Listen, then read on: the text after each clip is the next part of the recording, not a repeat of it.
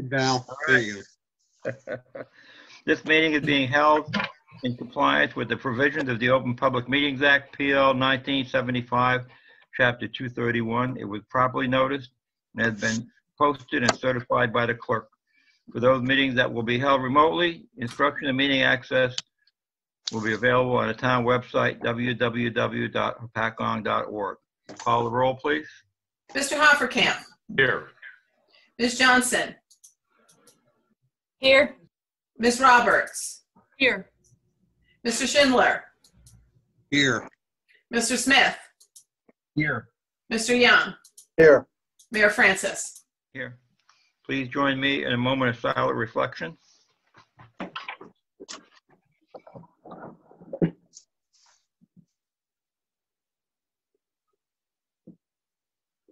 And join me with the Pledge of Allegiance.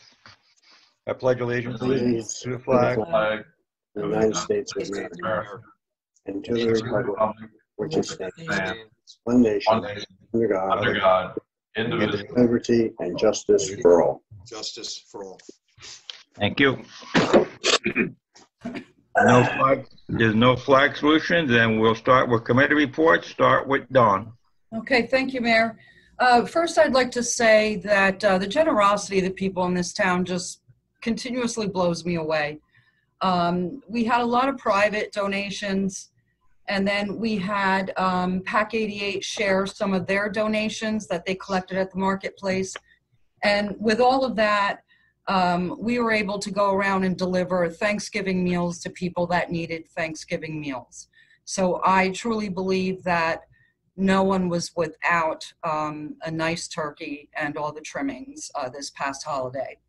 Going to that, we already started collecting turkeys for Christmas, and we have all of the trimmings for those meals as well. So if there's anyone that you know of that could use help with a Christmas meal, it's been a very difficult year, call on me here at the center, and we can get you a really nice turkey and all the trimmings.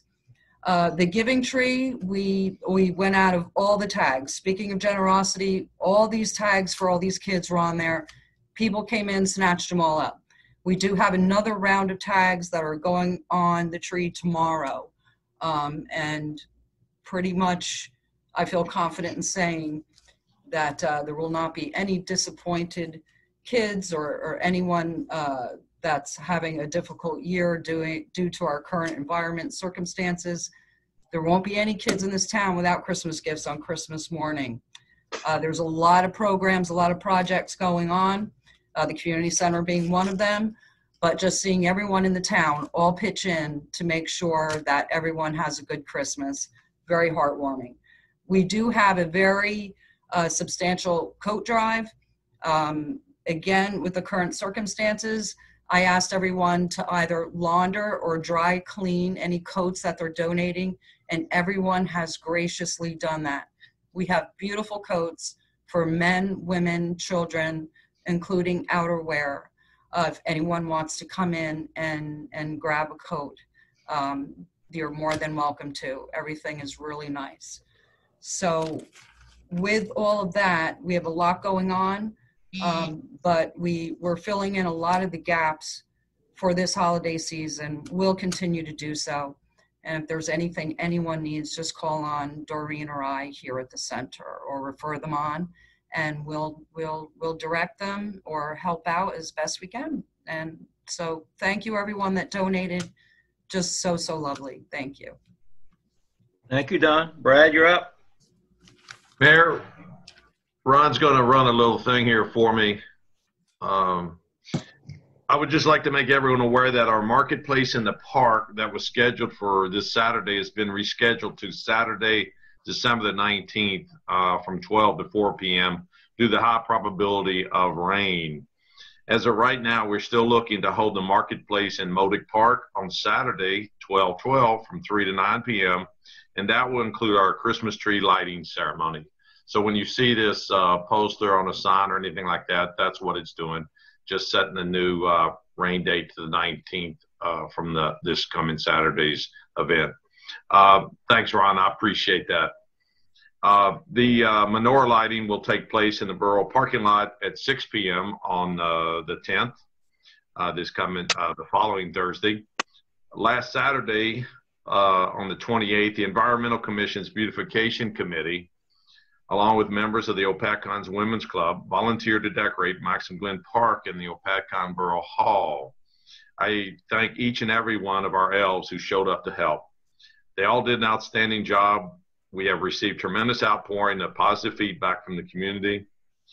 And I would like to thank Steve Million for his help with the procurements of the decorations, the assistance of Nestor's Nursery, and Ron Tappan for his guidance. I hope all have noticed the holiday seasons banner going across Lakeside Boulevard near Quick Check. And I would like to thank Pat Mason and Willis Canterbury for the invaluable assistance in getting that done. In addition, you will soon see 2-foot by 4-foot holiday banners flying from our new lighting fixtures down on River Styx Road, right between Hudson Maxim School and the River Styx Bridge. Hopefully we can get those up soon. And finally, I would like to acknowledge a wonderful event for our seniors held on 11/21, where an outstanding dinner was served at St. Jude's, followed by bingo and prizes. Special thanks goes out to Kathy Million and her fantastic group of volunteers for a nice evening. That's it for now, Mayor. Thank you. Rich, you're up.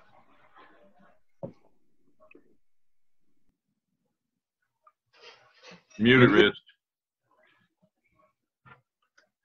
There we go. Okay, so Brad, I just actually want to ditto what you just said. I want to thank you, but the Environmental Committee and all their elves, the Women's Club, the fire department who helped put up the lights on the big Christmas tree, and the DPW for putting the sign up and the wreaths on the lights along the road. You guys, I'll tell you, you did a great job. It looks fabulous, and this is what makes our town great. Brad, how many people did you have that day? There must have been 40, maybe 50, right? It was a lot. Let's say we had over 20. We'll go up to that. I was happy with that. Okay. Anyhow, thank you. It really is looking great. Also, I just wanted to let everyone know that obviously we all realize that the COVID virus is still here, and the numbers are ticking up some. Thank God I hate to say this, but the death rate is not ticking up right now, which is great. But the virus is around. Please be careful, diligent with social distancing, wearing your masks, and please go and support our local restaurants and bars and help them out. That's all I have. Thank you. Thank you, Rich. John, you're up. Thank you, Mayor. I'm going to start with environmental tonight. We had, at our last meeting, we had conversation about some of the events and programs we're looking to do in 2021. I'm sure everybody's looking forward to 2021.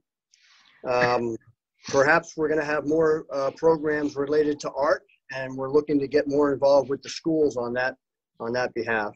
Brad gave us an update on the Hometown Heroes banner program, and I had in my notes about the beautification committee and other volunteers at Maxim Glen and Modoc Park decorating it. Certainly want to thank them for that. I didn't mention any elves though, Brad. I just want you to know that I didn't have any mention of elves in my notes, but they did a marvelous job. If you haven't been there, you should go. They also are responsible for the trees in front of Borough Hall. And we had a bit more conversation about the spotted lanternfly, and what's kind of new there is the University of Pennsylvania School of Veterinary Medicine is starting a pilot program to train dogs to sniff out the egg masses. Found that kind of interesting. Another utilization of dog noses, so that's all good. From the Municipal Alliance, our Hero Boys finished their last run of the season. It's called the Donut Trail. It was on November 15th, so they're done now for the season.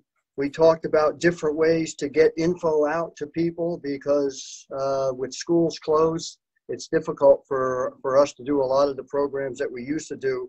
And one of the new things that we're looking into, we're doing some research on programs, whether it's literature, programs, seminars, but the topic is dealing with isolation.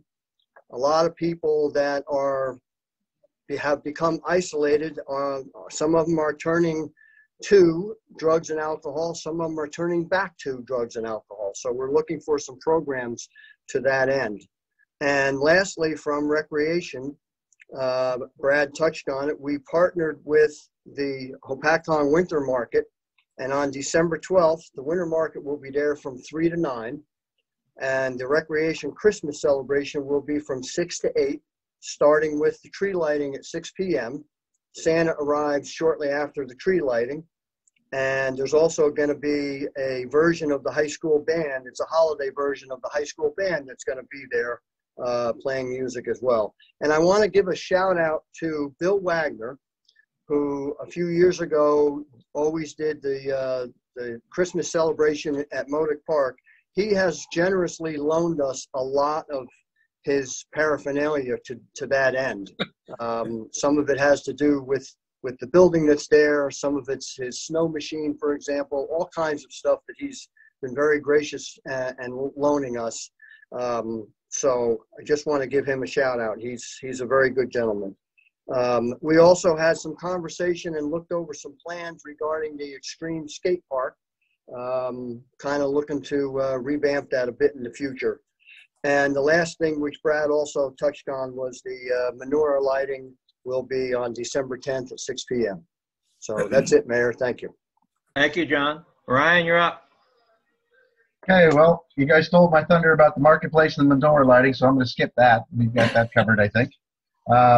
I guess I'll jump over to the Chamber of Commerce. This week is a busy week for the Chamber of Commerce. Tomorrow night, holiday after hours at the Mohawk House. That's December 3rd, tomorrow night. December 8th is the virtual B2B. December 9th is the Sussex County Mayor's reception. And December 11th is the Sussex South Chamber meeting. That's our personal council meeting down here in southern Sussex County.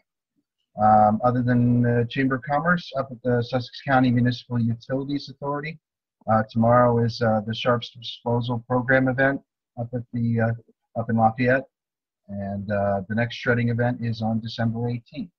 I want to commend everybody who did a wonderful job with the Hopatcong Marketplace this year, as we closed up last Saturday in our normal spot over there by the DPW.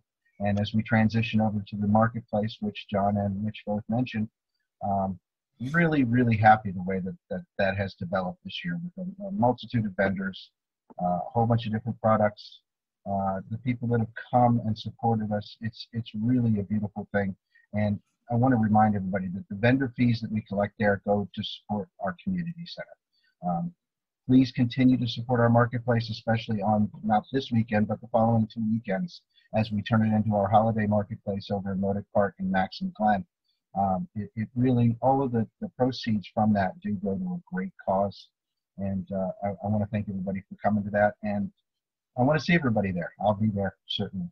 And with that, I think I want to also thank the beautiful job that was done by the Beautification Committee down at Maxim Glen and Modoc Park and at the Town Hall. It's gorgeous. The pictures I saw on Facebook made me go out there and take a drive around it at night. And you know, my family, we like to hop in the car and drive around town and look at all the Christmas lights. And it's really, the town is starting to look nice for the holiday season. It's just really, you know, you can wander all over town and you can see wonderful Christmas lights, menorah lights. It's just beautiful. Thank you so much. With that, I'll sign off. Thank you. Jan, you're up. All right, so I am very short and sweet. I wanted to tell everybody that the marketplace is amazing. I go every week. I basically get like my week's worth of groceries at the marketplace, and I love it. So does my husband, so he doesn't have to go food shopping. Pack 88 is going to be collecting toys for tots at the marketplace at Modoc Park on the 12th and the 19th. I also wanted to congratulate all of my hero boys for finishing the 5K. And I wanted to give a special shout out to Valerie Quinn, who is our coach. She is our leader. And the Alliance, we had some really great sponsors this year in AR Affordable and Sudak Landscaping. And I wanted to thank them for sponsoring us, because without them, we would not have been able to run the race and get the boys shirts and get the medals and sign them up. So I just wanted to thank the Alliance and all of our sponsors for doing that. That's it. Thanks. Thank you. Administrator report, Ron? Thank you, Mayor. I want to start with the results of all the damage we had from the previous rainstorm. On Daydream Road, that's intersects Indian Trail, we had a major hydro blowout in our piping system there, and it was really working on hurting the road there and making it very dangerous. So the guys today, the DPW guys today, shored all that up, put new piping in, and got it back to a very safe way to go across that road. The only thing that's left now is some curbing and some patchwork to do on that road. And I have to say that I've been around DPW guys for over 20 years now, working in the Sussex County as the administrator and here in Hopatcong. Now, I can't say enough about our guys. They are truly good to the heart, and they worked all day today to get that road back up to where people could safely drive on it, and made it a very good-looking job and very significant improvement. And my hat goes off to all of those guys that did that today. We got a phenomenal team, Mayor. We really do. That being said, on Friday at 11 o'clock, we are meeting with DPW, with our DPW superintendent and Princeton Hydro on the other side of the lake where we had a major issue there at Crescent Cove.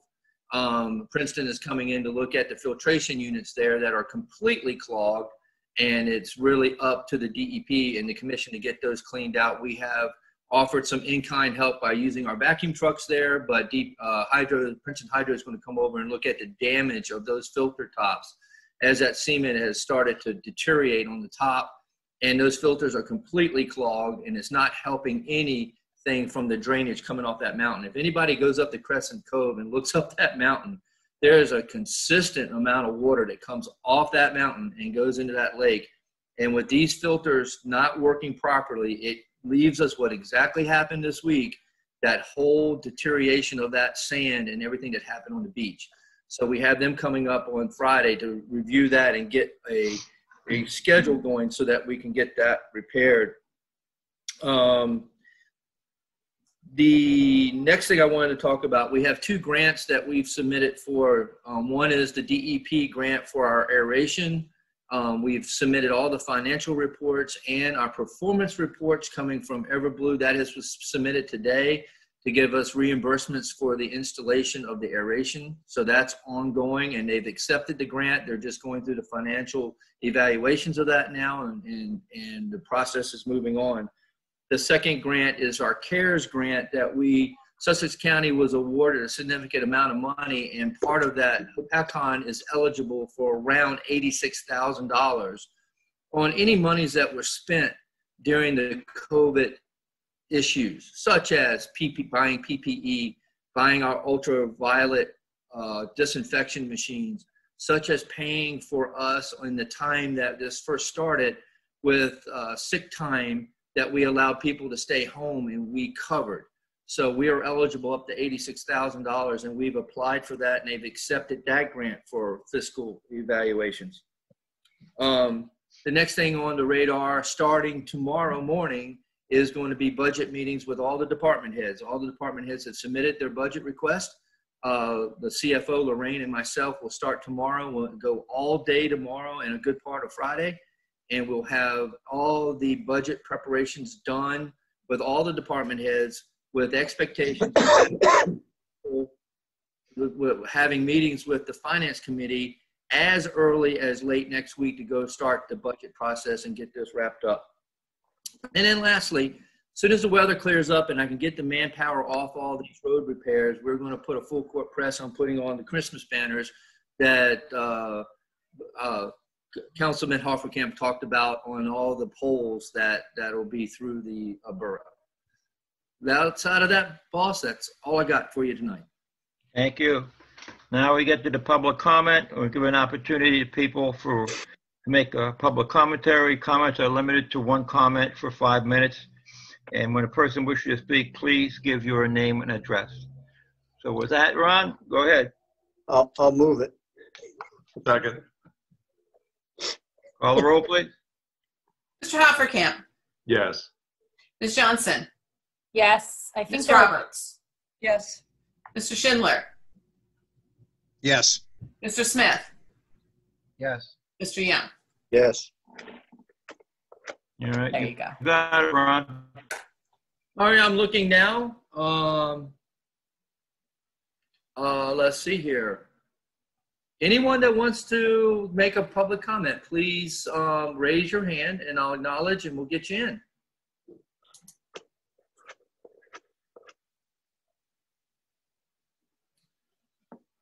Here we go.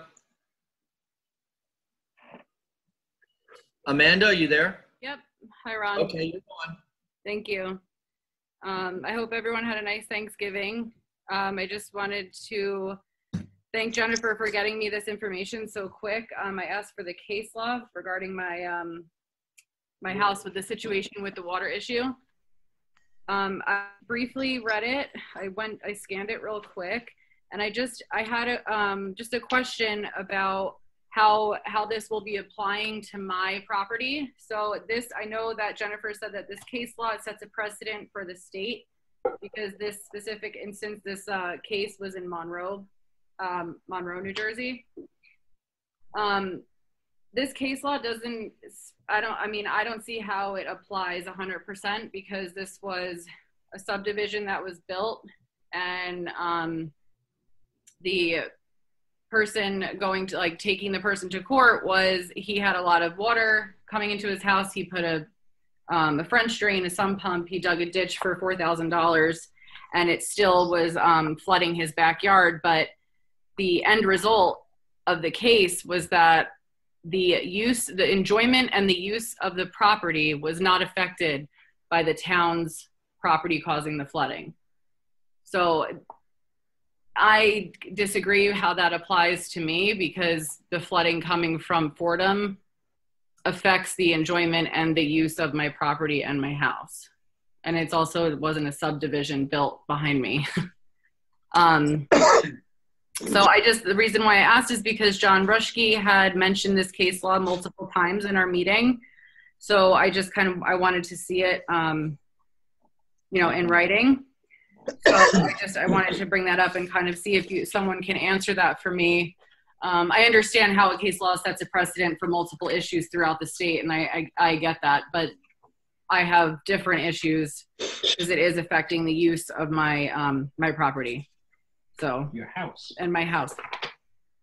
So that's all I have. So thank you. Thank you. You got more? Next, Ron. Thank you.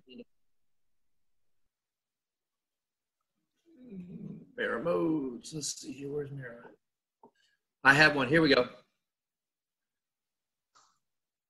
We got one here. Mirror, are you on?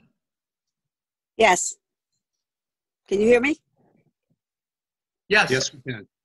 Oh, okay. The original NJDEP's April 2004 Stormwater Model Ordinance does not include a definition for minor development, and it's not required by NJAC 7:8. So the borough added the definition for minor development in the ordinance 12-2005 for a reason. It would appear it was to give the land use board more control.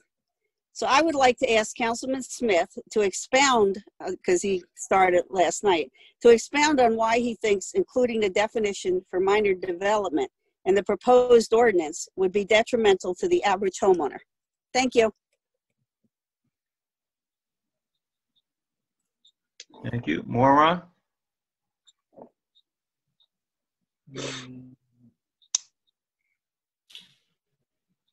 I don't see any council, Mayor. We'll hang on for a few minutes if you want, but I don't see anything else.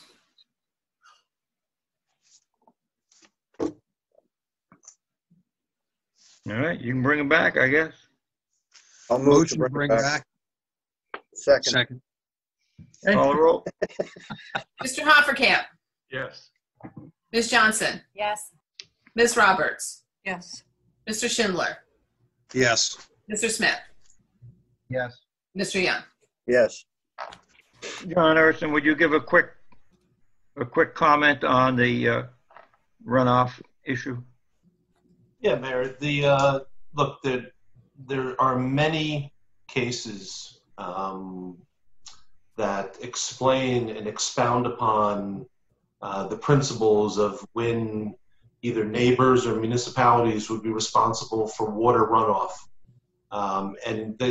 We shared one case with the resident, and there's points in the case that are applicable to this situation. And of course, every case turns on its facts, so the facts may be slightly different. But there's numerous cases that all go to the same conclusion. And there's nothing that's been said that's going to change my opinion. And we haven't provided some kind of complete case law analysis with respect to this situation because we wouldn't. The principles are fairly clear and fairly well established. Thank you. The stormwater ordinance we'll discuss later on at this meeting, but we'll address that very issue. All right. Approval of minutes. Minutes of the regular meeting of November 4th, I'll move them. 2020. Second. Call the roll, please. Mr. Hoppercamp, Yes. Ms. Johnson, Yes. Ms. Roberts, Yes. Mr. Schindler, Yes. Mr. Smith, Yes. Mr. Young. Yes. Minutes of the executive session of November 4th, 2020. So moved as well. Second. Second. Call the roll, please. Mr. Hoppercamp, Yes. Ms. Johnson, Yes. Ms. Roberts, Yes. Mr. Schindler, Yes. Mr. Smith, Yes. Mr. Young. Yes. Thank you. Minutes of the special meeting on November 18th, 2020. So moved. Second. Call the roll, please. Mr. Hoppercamp, Yes. Ms. Johnson, Now, Abstain. Ms. Johnson has to, yes. Good. Ms. Roberts, Abstain. Mr. Schindler, Abstain. Mr. Smith, Yes. Mr. Young. Yes. Thank you. Resolution 2020-154, approval of the bill list. Thank you, Mayor. Does anyone have anything that they need removed or discussed?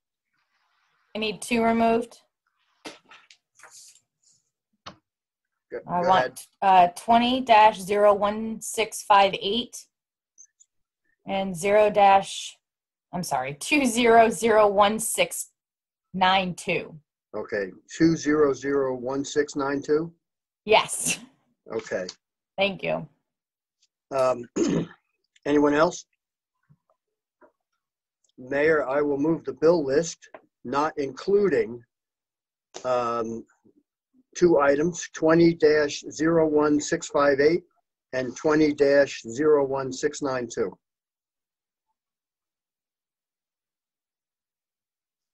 Second. Second that. Call the roll, please. Mr. Hoppercamp, Yes.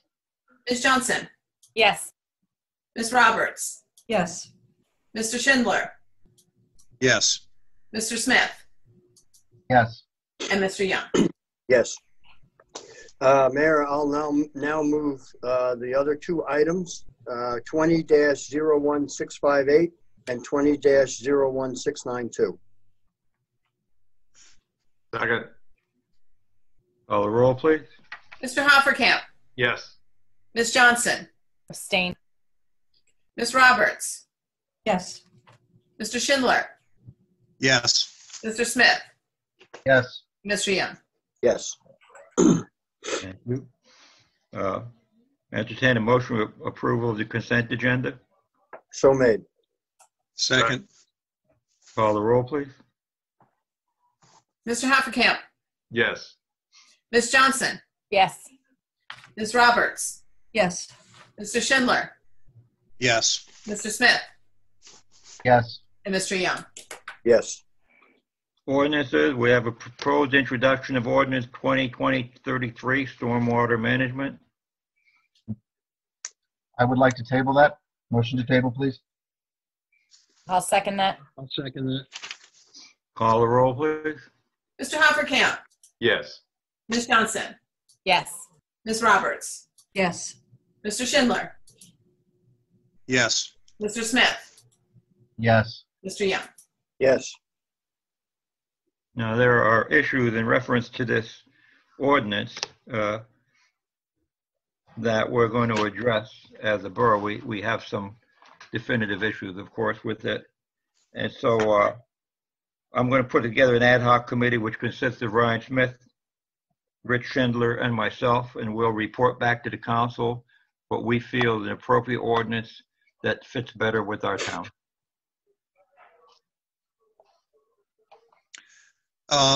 Ryan, do you want to say anything about specifically the minor developments that you were called out on it, since it is actually specifically in this ordinance?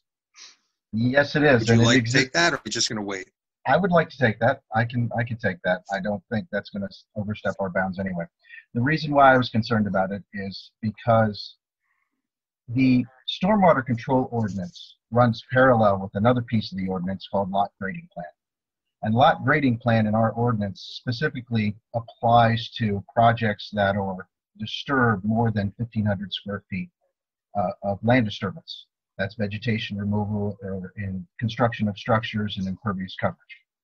Now, the stormwater control ordinance that is mandated by the state is what we're changing right now. And that applies to projects that exceed 1 acre of disturbance or 1/4 acre of net increase in impervious coverage. That means there's a difference there between a major stormwater development as defined in NJAC 7:8 and what we like to refer in our town as a minor development, which is anything less than that, that is more than 1,500 square feet of disturbance. So there's a middle area there between the big projects and exempt projects, which is projects that are less than 1,500 square feet. Those really don't need a whole lot of oversight because we're not building that much. But those middle ones are certainly a good amount of the projects that go through our land use board, through our construction office, and through our zoning office. To regulate them in 2 places is not really what that's designed to do. The lot grading plan is meant for that middle of the road project between 1,500 square feet and 1 acre of disturbance. The big projects are what the stormwater control and what the stormwater regulations are intended to regulate. They include things like green infrastructure mandated, water quality treatment being mandated. Nobody in their right mind would want to build a 1,200 square foot house and put a 1,200 square foot biobasin in their front yard. That's what the stormwater control ordinance is geared towards. That's what it's defined to do, and that's why they regulate it at the state level with the stormwater management rules. On top of that, we're in the Highlands area, so we have special area standards for our municipality and the surrounding municipalities that also have even more strict requirements. And in order for us to participate in the Highlands Master Plan, we have to have other things that are added in. So basically what this all boils down to is I think that rather than regulate minor developments in our town in 2 places, in the stormwater control ordinance, which is meant for big projects, and in the lot grading plan ordinance, I think it should be one in one place and one in the other, like most of the towns that are around us. What they were trying to do in 2005 when they introduced the minor development was give us the option of requiring the more stringent ordinance requirements on smaller projects. And I think what that will do to our town, because we do like our town members to fix things up and make things better, I think that's going to put an undue cost on anybody who's trying to fix up their house. Nobody wants to go through all of those hoops to put an addition on the back of their house or put a deck on the back of their house. And if you read the ordinance the way it's written right now, the town engineer and the land use board can actually enforce the full complement of the law of the larger requirements to any project over 1,500 square feet. And I think that needs to be moved. That needs to be separated. And that's why I think we need to make a change right there. There are other tweaks and tunes that we're going to discuss as a committee that we will be bringing back before the public before we vote on this again. But that's going to be bumped into next year. But thank you very much. Thank you, Ryan. Good job. We'll address them issues and a couple more. All right, resolutions. Resolution 2020-155, approval to hire Brian Prada as laborer 1. So moved. Second. Call the roll, please. Mr. Hoppercamp, Yes. Ms. Johnson, Yes. Ms. Roberts, Yes. Mr. Schindler, Yes. Mr. Smith, Yes. Mr. Young. Yes. Thank you. Resolution 2020-156, approval of the chief of police contract. So moved. Second. Call the roll, please. Mr. Hoppercamp, Yes. Ms. Johnson, Yes. Ms. Roberts, Yes. Mr. Schindler, Yes. Mr. Smith, Yes. Mr. Young. Yes. Resolution 2020-157, approval of the withdrawal of funds from LoSAP. So move it. Second. Second. Call the roll, please. Mr. Hoppercamp, Yes. Ms. Johnson, Yes. Ms. Roberts, Yes. Mr. Schindler, Yes. and Mr. Smith, Yes. Mr. Young. Yes. Old business. New business, discussion regarding the 2020 best practices. That's you, Ron. You're muted, Ron. There you go. Oh, You're muted again, Ron. Mine kept. hi, doing Mike. that I think too. this was Lorraine's gig. It was the whole thing about the best practices we've submitted, and it's all been submitted. And I didn't know if the council had any questions on it. Well, if there are, you can answer them. Hey, Ron, this Yeah. is gonna have to be carried to the next meeting then, because under the best practices checklist, one of the checklist items is that the council has reviewed the checklist. So the checklist should be distributed to the council, and then if they have no questions or comments, they can simply acknowledge that they've seen the checklist, and then we're done. But I think they're The checklist required was to. given to everyone. Okay. Everyone then- has a copy of it in their agenda. Then Yeah, if they want to review the best practice and look at all the checklists and all that, yeah, let's carry it to the next meeting. And if we have any, comments or questions about it, we'll be ready to answer those. Let's carry it to the next meeting. But there's no dire emergency to do it. I'd rather the council get No, plenty of time no. to review them. Okay? We just want everybody to be aware of what we have to do from a fiscal analysis and what we do to look at our checklist and what we do as a operation in the borough. So take a look at that. If you got any questions, let us know, and we'll bring it up at the next meeting. All right? Mayor, under the new business, were you going to discuss anything to do with water? If you No. recall. No, not at tonight's meeting. Okay, good. Just want to know. Yeah, that's still a work in progress. No problem. But I will say that I will talk about Crescent Cove again. We did do the final report, as Ron said. I had a couple of people look at it, not the least of which is some folks from Greenwood Lake. It's quite extensive. What I'll do tomorrow is I will email the entire council the final report from Everblue Lakes. I've read a lot of reports about our lake, and this is their testing, because when we did the aeration, part of the responsibility of that project was for a third party to do the actual analysis and sampling of Crescent Cove. So it wasn't the normal sampling by any other contractor or the DEP. We did it ourselves.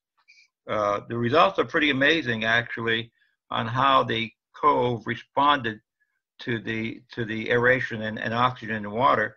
It actually, when you read it, you'll see that the phosphorus actually went down. And that's pretty amazing, because we didn't do anything except circulate it and aerate it. But you'll see in that report that it's pretty amazing. I did post a flyover that we did early. It was still warm in October when we did it. I put it on Facebook because it's too big to email to everybody. I couldn't email it, but if you go on Facebook, you'll see it. I also will have it put on our Hopatcong website, because it's a pretty amazing flyover that Anthony Bongiovanni did with his drone. And it really shows the air curtain by the bridge, and he actually goes right up into the cove and shows each side. At that time, the sprinklers were even running, so it's pretty detailed. And you'll actually see some signs of an algae growth, although they might not have been blue-green. There was still a couple of spots in the cove that were affected by that. But it's pretty interesting, and we think it was a phenomenal success to date, and hopefully we're looking forward to next year to start it up in March and try to get ahead of the curve with the cyanobacteria and also the weeds. And so hopefully that will make the cove even better. On December 10th, I have a mayor's call with the DEP, which should be fun. And so again, I'm going to talk about the bioblast and biological treatment, which will absolutely make Crescent Cove blue-green algae free. So I'm still working on that to convince the state that it's a good idea to do this. It's good enough for Lake Erie. I think it's good enough for Lake Hopatcong. The solar is completely done. We got a flyover of that. I'll publish that soon. It's making electricity. We did get our first check for $23,500. Found money for an abandoned dump, a landfill. And remember that the solar company is also doing all the testing, which saves us another $10,000 a year. So that's a win for our town.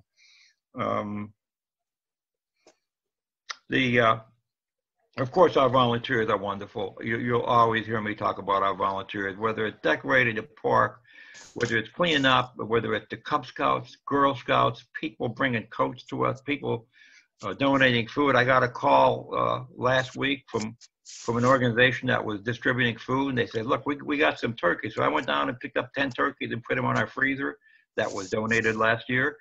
And we made sure we fed some people. So it just goes on, and it's really special. Our town is special when it comes to that. And so I need to thank everybody that is so generous with their donation and also their time. You know, people donate their time freely. That's important. And it's hard to put a price on that. Please be careful with the COVID. Wear your mask. The outdoor activity is supported by the governor's office. I've had questions about the marketplace. The marketplace is exempt because we sell food and it's considered a farmer's marketplace, even though we have artesian stuff. I spent a week on the phone after Executive Order 196, making sure we were okay. We're okay. So don't worry, don't fret about that. We're being careful. We're being cognizant of the dangers, and we're spacing, and we're doing everything we're supposed to do. Borough Hall is running the UVC lights on a regular basis. We're treating every room. That's about one of the best ways to disinfect the room, other than spraying it down with Clorox, which is not practical, but the UV lights are very effective. We will continue to use them. I don't know of many other municipalities that are doing what we're doing to protect our municipal employees, especially in the municipal building. We're going to stay open because I believe we're essential. We're not going to send people home. We're going to be damn careful, and we're going to continue the best practices. Hopefully it shows some of this in our best practices when we do them. What else? So I think that's about it for now. The area in need of redevelopment, which is the 607 corridor. We're on the agenda with the Highlands Council to receive a $37,000 and change grant so that we could complete the study to go from Hudson Maxim School to the state park, delineate all that and make that an area in need of redevelopment, which will invite more investments into our town. I've gotten 3 or 4 phone calls about that already. Because as part of that is the pilot program, which is a tax abatement, which works. It's working with the the town by the bridge, we're in their second year, so now it's starting to pay off for us. Very important to our budget, very important to our financing, very important to bring in new money into the town, new revenue. We'll continue with that. I'm looking forward to the Christmas decorations on the poles. I saw the banners we're going to put up. They're quite nice. Again, it's going to differentiate our town. It's going to make people understand, make people proud of our town, and be a place where you want to live and you want to come, which is really our goal. So with that being said, I'll say good night and good luck. Entertain a motion. Make a So motion. made. Second. All in favor? Aye. Aye. Aye. Aye. Good night, everyone. Thanks for Good night, coming. everybody. Thanks for Good Bye, coming. everybody.